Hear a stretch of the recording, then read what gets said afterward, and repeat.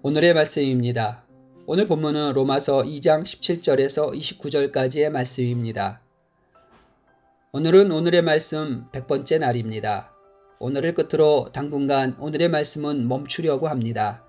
이제 여러분께서 지금까지 하셨던 묵상, 큐티를 다시 스스로 계속해 나가시기를 주님의 이름으로 축복하며 격려합니다. 먼저 본문 17절에서 24절까지 함께 묵상하시겠습니다. 유대인이라 불리는 내가 율법을 의지하며 하나님을 자랑하며 율법의 교훈을 받아 하나님의 뜻을 알고 지극히 선한 것을 분간하며 맹인의 길을 인도하는 자요 어둠에 있는 자의 빛이요 율법에 있는 지식과 진리의 모본을 가진 자로서 어리석은 자의 교사요 어린아이의 선생이라고 스스로 믿으니 그러면 다른 사람을 가르치는 내가 내 자신은 가르치지 아니하느냐? 도둑질하지 말라 선포하는 내가 도둑질하느냐? 간음하지 말라 말하는 내가 간음하느냐?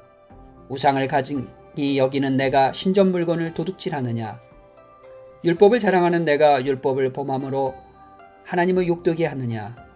기록된 바와 같이 하나님의 이름이 너희 때문에 이방인 중에서 모독을 받는도다. 아멘. 말씀을 아는 것이 말씀을 살아내는 것을 대신할 수 없습니다. 유대인의 소명은 율법을 소유하고 하나님의 뜻을 알고 율법의 교훈을 가르치는 것에 그치지 않았습니다. 율법을 소유한 백성은 율법의 교훈대로 살 의무가 있습니다. 하나님의 뜻을 아는 자는 그 뜻에 순종하여 선을 행해야 합니다. 우리도 그리스도를 자랑하고 하나님의 자녀라는 사실에 자부심을 갖고 말씀을 확신할지라도 삶이 뒤따르지 않으면 우리의 자랑과 자부심과 확신이 결국 자만과 외식과 위선으로 드러날 것입니다. 율법을 소유한 유대인 사회도 이방인 사회와 다를 바 없이 악행이 만연했습니다. 율법을 자랑하면서 율법을 범하고 하나님을 자랑하면서 하나님의 뜻을 거슬러 행함으로 그들의 자랑거리를 모욕거리로 전락시켰습니다. 마찬가지로 그리스도인들이 정의와 사랑의 하나님을 자랑하면서 정작 불의하고 부도덕하고 무자비한 삶을 살 때 하나님이 모욕을 당합니다. 계속해서 25절부터 29절까지 함께 묵상하시겠습니다. 내가 율법을 행하면 할례가 유익하나 만일 율법을 범하면 내 할례는 무할례가 되느니라. 그런즉 무할례자가 율법의 규례를 지키면 그 무할례를 할례와 같이 여길 것이 아니냐. 또한 본래 무할례자가 율법을 온전히 지키면 율법 조문과 할례를 가지고 율법을 범하는 너를 정죄하지 아니하겠느냐. 무릇 표면적 유대인이 유대인이 아니요 표면적 육신의 할례가 할례가 아니니라. 오직 이면적 유대인이 유대인이며 할례는 마음에 할지니 영에 있고 율법 조문에 있지 아니한 것이라. 그 칭찬이 사람에게서가 아니요 다만 하나님에게서니라. 아멘.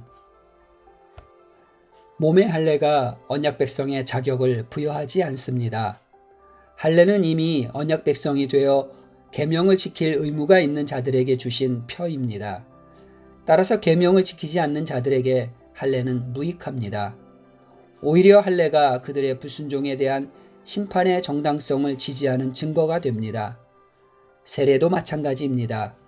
옛 삶의 방식을 씻어버리고 하나님의 백성다운 삶을 사는 자들에게만 세례는 참된 의미를 갖습니다. 순종은 모든 의식과 가르침과 교훈에 생명을 부여합니다. 내가 가진 믿음이 순종을 통해 구원받을 만한 참 믿음이 되게 합시다. 참 유대인은 겉모습이 아니라 속사람이 유대인인 사람입니다. 마찬가지로 진정한 할례는 살갗이 아니라 마음에 새긴 할례입니다. 겉모양만 바꾸고 마음을 바꾸지 않으면 사람에게는 칭찬을 받을 수 있겠지만 하나님께는 칭찬받을 수 없습니다.